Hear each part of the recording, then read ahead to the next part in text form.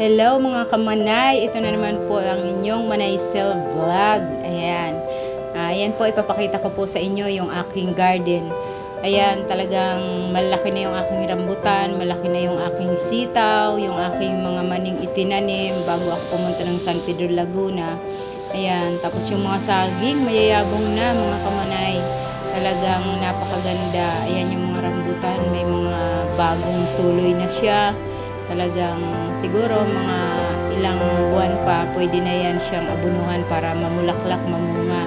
At yan, gumawa ako dyan ng greenhouse kuno. Ayan, greenhouse kuno para hindi pasukin ng mga insekto pa. Kasi ang dami pong mga fruit fly. At saka yan, sarap ng saging na yan mga kamanay. Ano yan, latundan. Ayan, napakahaba talaga ng kanyang buwig. Yan, may mga bulaklak din. Nilagyan ko siya kahit garden. Nilagyan ko ng tanglad. Kahit ano na lang mga kamanay yung aking maitanim sa aking bakuran. Ayan, mayroon din po na ano ba yan, yung kaimito. Yan, at saka ano ba to? Alugbati. Alugbati, hindi. Yung tawag nito, saluyot pala, saluyot. Yeah. Meron din akong kalabasa, galing pa yan ng ibang bansa yung ano na yan, yung kalabasa, yung kulay dilaw yan. Yan, kaya kahit ganun pa man yung aking garden, yan. Ako po yung nagko-customize niyan, pati ang mga yan, yung mga kamatis. Marami po akong tinanim na kamatis kasi ang mahal po ngayon na bilihin, kailangan magtanim. Ayan, marami po yan, kalamansian po yan, dakong yan. Ayan, tapos marami dyan, mga guyabano, lansunis. Maganda din po pala to dito sa Bicol. Ayan, at mga kamanay, talagang nakaka-bless yung gawa ng Panginoon, no?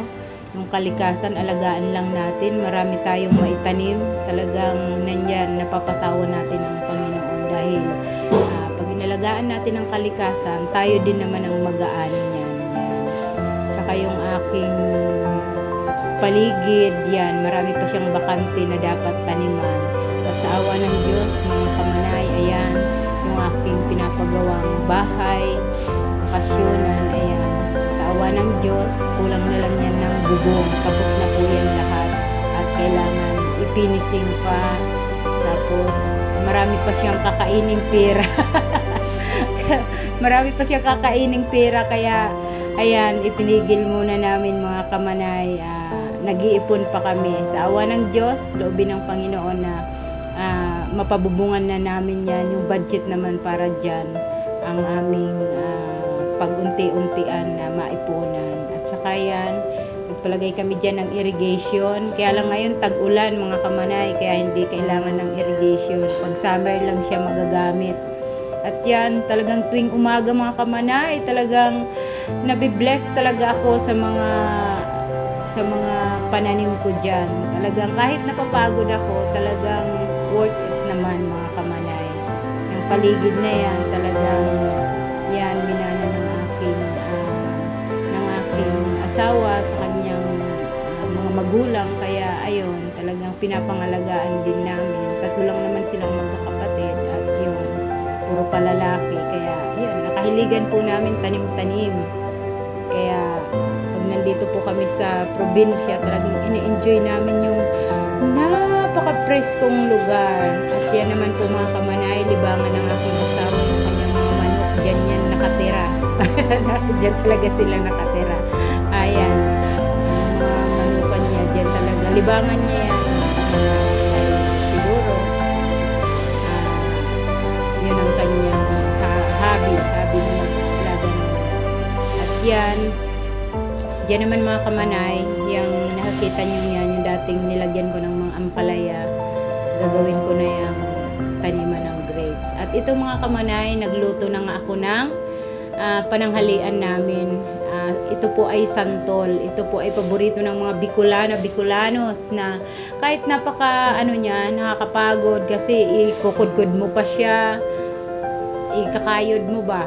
Ikakayod, tapos pigaan, tapos kailangan bago mo gagataan, i-ano mo muna siya, pakuluan mo muna siya para yung asim niya mabawasan, para hindi mahalatang santol yung ating inulam. Yan.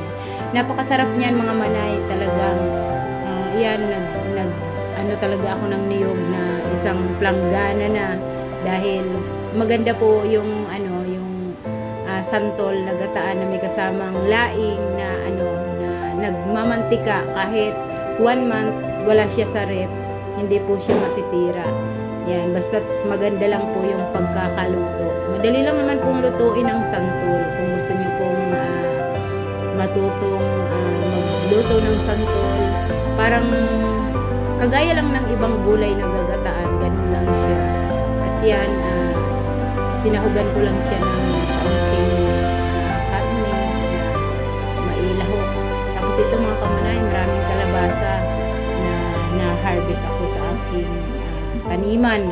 Yan, yung iba, pag natuwa ako sa palengke, yung ibang kalabasa, binibili ko. Kasi yung mga buto, yon aking pinupunla para itanim na naman, para mag-multiply siya. Yan. Kailangan maging madiskarte tayong mga nanay, no? Kasi sa panahon po ngayon, talagang ang mahal na po ng mga bilihin. Talagang nandun, halos lahat na tumataas ang mga bilihin. Kaya kailangan magtanim-tanim po tayo sa ating paligid. Kahit wala po tayong malaking lupa, mayroon po tayong mga paso, mga sako ng simento. Ayan, lagyan po natin ng lupa at magtanim po tayo dyan. Kahit ilagay mo lang yung mga buto ng kamatis, buto-buto ng mga kung anong nabibili mo sa palengke, tutubo yung mga kamanay. At yan nga mga kamanay, sa awa ng Diyos, pinagpapatuloy po namin unti-unti yung aming bahay. Yan. Para naman lubin ng Panginoon, pag kami ay tumanda, yan, kailangan, sabi nga, be ready.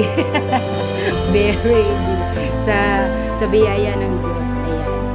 At yun mga kamanay, napakaganda ng panahon na ginagawa ang bahay, kasi tinatiming lang namin, kasi itong season ng June, July, August, September, October, November, December, hanggang January, February, talagang maulan dito sa Bicol. Yan. Talagang yung sikat ng araw, mananamnam lang talaga pag yung summer. Ayan.